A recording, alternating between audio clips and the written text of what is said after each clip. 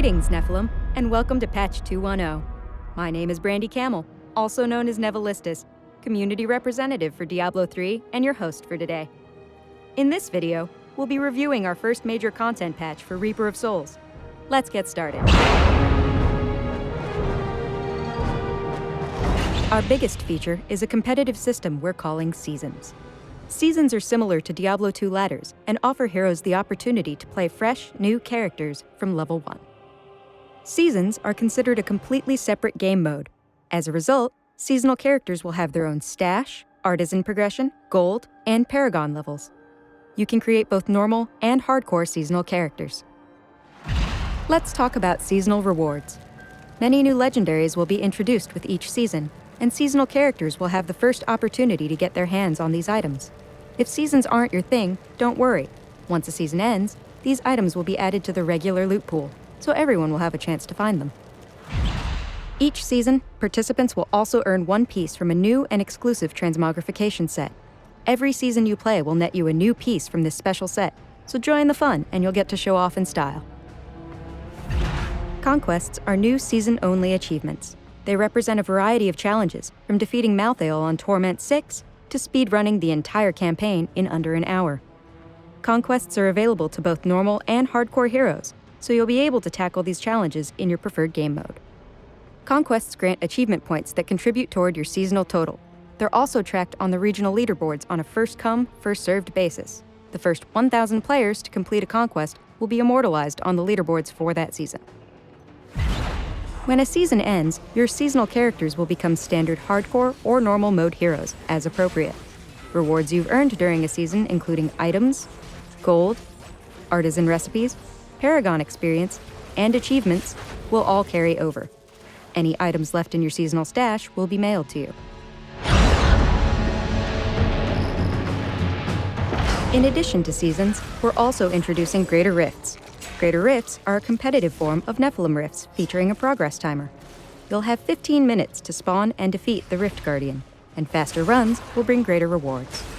To enter a Greater Rift, you'll first need to acquire a Keystone of Trials from a regular Rift Guardian, and then visit the Nephilim Obelisk in town to enter the Realm of Trials. The Realm of Trials is a small arena designed to evaluate your ability to defeat waves of enemies. Upon completing this trial, you'll receive an appropriately challenging Greater Rift key. To create a Greater Rift portal, simply bring your Greater Rift key to the Nephilim Obelisk in town. Are you strong enough to survive the trials?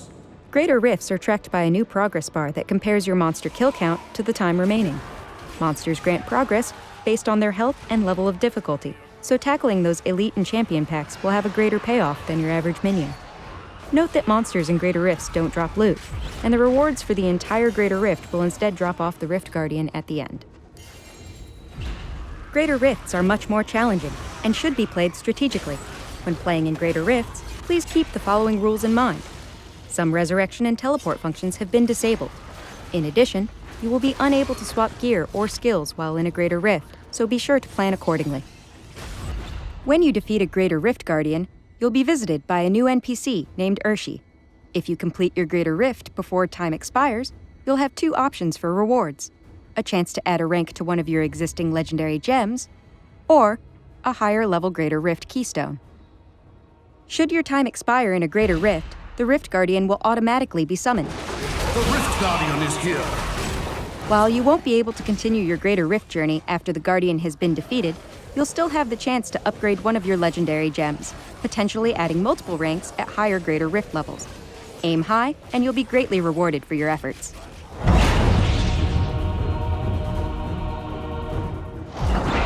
To support seasons and Greater Rifts, we're adding leaderboards for each system. These leaderboards will allow players to track their progress for Greater Rifts, seasonal achievement points, and seasonal conquests. Designed to be informative and detailed, leaderboards will allow you to compare your progress to that of your gameplay region, friends, and clan members, and each type of board will track progress a little differently. Greater Rift leaderboards will display rankings for both hardcore and normal heroes, as well as seasonal and non-seasonal heroes.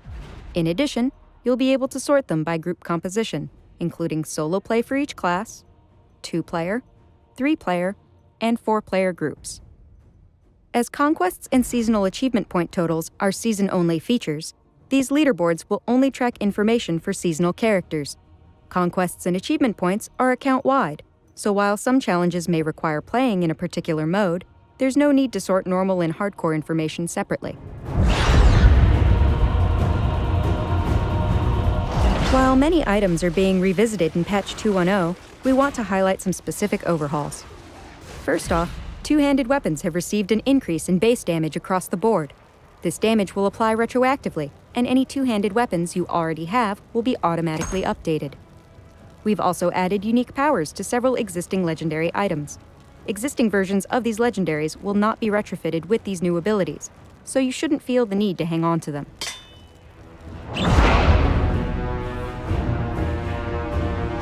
Have you ever wondered what's on the other side of that treasure goblin's portal?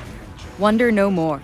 With Patch 2.10, each time you defeat a treasure goblin, there's a small chance he'll leave behind a portal to the vault. This mystical area features dangerous new enemies and riches beyond your wildest dreams, so don't let that next goblin get away. We've also added a new environment to Nephilim Rifts, the cesspools. The cesspools were originally designed as the sewers of Westmarch. While we couldn't fit them into Act 5 for the release of Reaper of Souls, you now have a chance to explore this festering, dank environment in any greater or regular Nephilim Rift.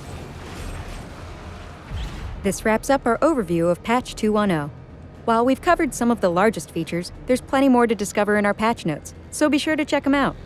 We also encourage you to share your thoughts about this update on the Diablo III forums, and we hope you'll join us as we gear up for our very first season. Thanks for watching, and we'll see you in Sanctuary.